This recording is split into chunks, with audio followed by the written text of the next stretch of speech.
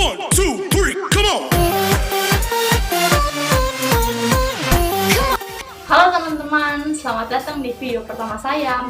Perkenalkan, nama saya Vineta Minerva Tiromena, mahasiswa Universitas Patimura Ambon, Fakultas Ekonomi dan Bisnis, jurusan Manajemen, dengan NIM 2018-28098. Di sini, saya akan menjelaskan materi mata kuliah Sistem Informasi Manajemen yang diberikan oleh Pak Ferdi Leoher.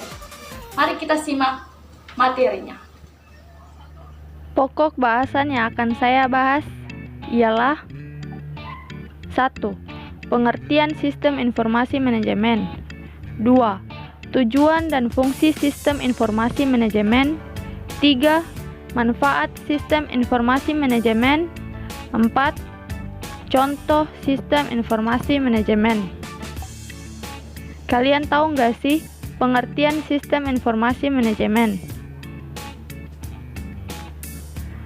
Menurut Botnar dan Hopwood pada tahun 1993, Sistem Informasi Manajemen adalah suatu kumpulan hardware dan juga software yang dirancang agar dapat mentransformasi data ke dalam bentuk informasi digital yang berguna.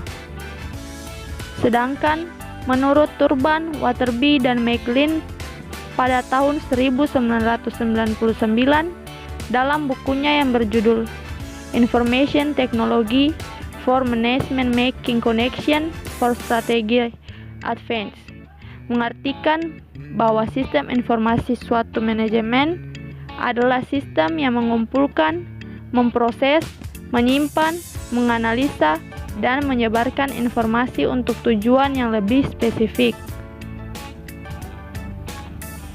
Sehingga dapat disimpulkan bahwa sistem informasi manajemen atau SIM merupakan sistem yang mengolah serta mengorganisasikan data lain dan informasi yang berguna untuk mendukung pelaksanaan tugas dalam suatu organisasi.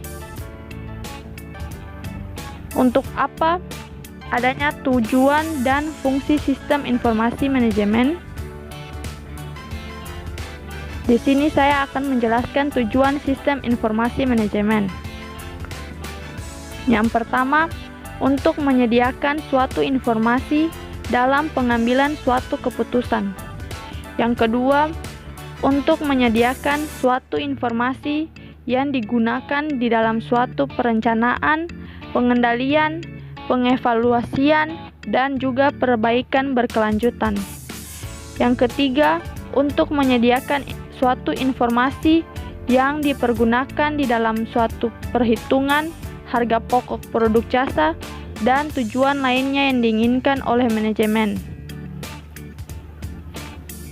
Berikut adalah fungsi sistem informasi manajemen. Yang pertama, memudahkan bagian manajemen melakukan perencanaan, pengawasan, serta pengarahan kerja bagi semua departemen yang dikoordinirnya. Yang kedua, meningkatkan efektivitas dan efisiensi pengolahan data. Karena data yang ada, sistem informasi suatu manajemen merupakan data telah tersaji secara akurat dan real time atau tepat waktu. Yang ketiga, meminimalisir biaya dan meningkatkan produktivitas suatu perusahaan atau organisasi. Dan yang keempat, sarana peningkatan sumber daya manusia karena dalam pelaksanaannya diperlukan unit kerja yang sistematis serta terkoordinir berbasis teknologi. Berikut adalah manfaat sistem informasi manajemen. Yang pertama, dapat mengantisipasi dan memahami peluang ekonomis sistem informasi yang menerapkan teknologi informasi baru.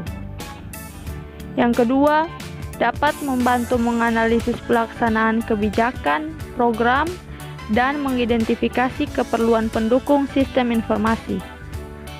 Dan yang ketiga, dapat membantu menjamin kualitas dan keterampilan sumber daya manusia dalam memanfaatkan sistem informasi suatu manajemen.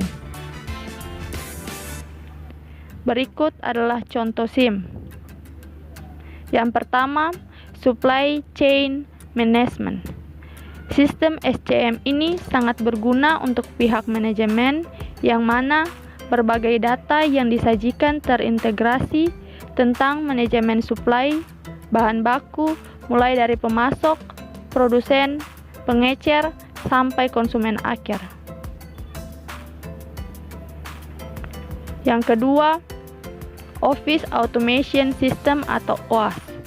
Sistem aplikasi ini bermanfaat dalam melancarkan suatu komunikasi antar departemen dalam sebuah perusahaan dengan cara mengintegrasikan server-server komputer di dalam masing-masing user di perusahaan. Yang ketiga, Expert System dan Artificial Intelligence. Management Information System yang satu ini pada dasarnya menggunakan kecerdasan buatan untuk menganalisis pemecahan masalah dengan menggunakan pengetahuan tenaga ahli yang telah diprogram ke dalamnya. Contohnya sistem jadwal mekanik. Yang keempat, Transaction Processing System atau TPS. TPS ini berfungsi guna sebuah proses data dalam jumlah yang besar dengan transaksi bisnis yang rutin.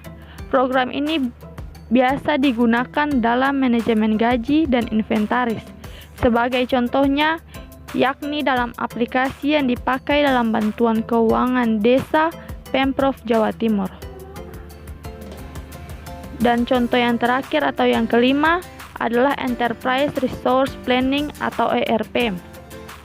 Sistem ERP ini pada umumnya dipakai oleh sejumlah perusahaan besar dalam hal pengelolaan manajemen serta melakukan sebuah pengawasan yang saling terintegrasi kepada unit bidang kerja keuangan, accounting, sumber daya manusia, pemasaran, operasional, serta pengelolaan persediaan.